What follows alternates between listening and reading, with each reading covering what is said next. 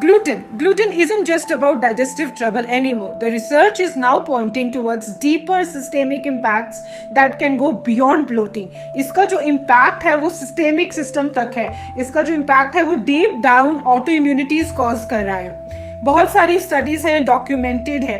Specifically gluten के अंदर एक कंपोनेंट होता है ग्लिएडिन, जो बहुत ज़्यादा आपका जो एक एंजाइम है ट्रांसग्लूटामिन, उसके साथ उसकी शक्ल मिलती है. बेसिकली उसकी जैसा वो लगता है, और जो बॉडी है वो धीरे धीरे कंफ्यूज हो जाती है. और कभी किसी किसी को लीकी गट हो जाता है, किसी को अलग तरह के सिम्टम्स होते हैं. एक तो आपको होता है सीलिएक डिजीज कि आप ग्लूटेन बिल्कुल भी टॉलरेट नहीं कर पा रहे हो. एक आपका है नॉन सीलिएक ग्लूटेन सेंसिटिविटी, जिसमें आपको अलग तरह के सिम्टम्स आते हैं. धीरे धीरे वो इन्फ्लेमेशन में बदल जाते हैं, जैसे कि आपका हेडेक होना, फटीग होना, आपका मूड चेंज होना, ब्लोटिंग से शुरू होना, वीट बेली जिसे हम कहते हैं, ब्रेन फॉग होना, मूड फ्लक्चुएशन जैसे मैंने पहले कहा.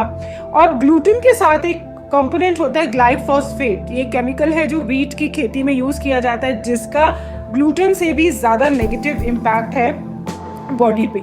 राइट, तो किया क्या जाएगी? आपको अपनी गट को स्ट्रांग रखना है. जो भी फूड्स इन्फ्लेमेशन कॉज कर सकते हैं जैसे कि ग्लूटेन, डेफिनेटली उनसे दूर रहना है. अगर आपको ग्लूटेन खाना ही है तो आप उसको कम खाइए, उसके ऊपर डिपेंडेंट ना रहिए.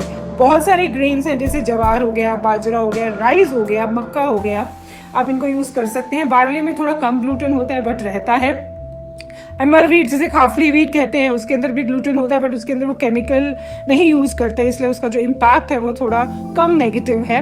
काफ़ी लोग उसको अच्छे से टॉलरेट कर पाते हैं. आपको अपनी बॉडी को सुनना है. आपको अपने बॉडी के जो सिम्टम्स हैं, जो आपकी बॉडी आपको इंडिकेशंस दे रही है, उसको समझना है. बहुत ज़्यादा वीट पे डिपेंडेंट नहीं रहना है. आप वीट खा सकते हैं अगर आपको कोई इशू नहीं है, बट नॉट एवरी डे और maybe not in every meal. Right, I hope I am able to give my message. Have a good day.